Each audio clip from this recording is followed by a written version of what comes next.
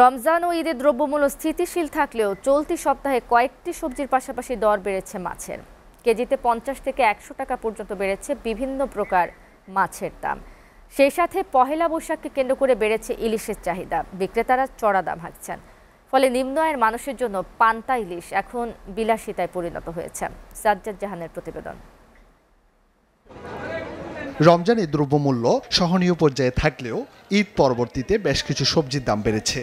বিক্রেতারা বলছেন সরবরাহ ঘাটতি ও মৌসুম অতিক্রান্ত হওয়ায় দরে তারতম্য ঘটেছে। আপনার লেবুর দামটা শুধু একটু মোটামুটি কম, লেবু আর কাঁচামরিচের দামটা একটু কম।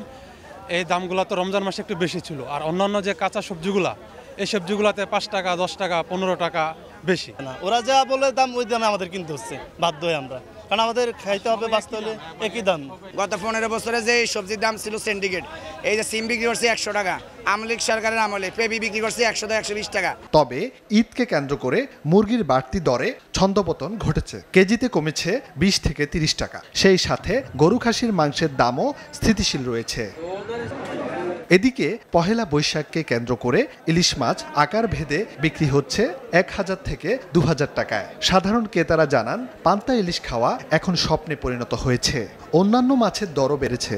যথেষ্ট ইলিশ হয়, উৎপন্ন হয় আমাদের দেশে, তাহলে এত হওয়ার উচিত না আর কি। না, এখন তো বৈশাখের বেচাকেনি নেই। এই যে বাজারে আসছেন ইলিশ মাছ বিকে একজনের 2টা একটা নেয়। আগে আপনার একজনে 40 পিস 50 পিস 100 পিস 200 পিস মাছ নিত। চালের বাজারে স্বস্তি ফিরছে না ক্রেতাদের। পর্যাপ্ত সরবরাহ থাকার পরও উচ্চ মূল্যে স্থিতিশীল রয়েছে চালের দাম। আড়ত ও কর্পোরেট কোম্পানিগুলোর কারসাজিতে দর বেড়েছে বলে জানান খুচরা দোকানিরা। না, আমি তো মনে করি আমাদের দেশে চাল আছে, কারণ কি লেগে আপনি ধরেন না, আমরা দাম বাড়লে তো চাল পাওয়া যায়, এমন তো না যে দাম বাড়লে চাল পাওয়া যায় না।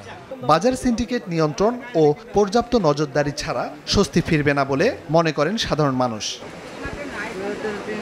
সাজ্জাদ জাহান, এসটিভি, ঢাকা।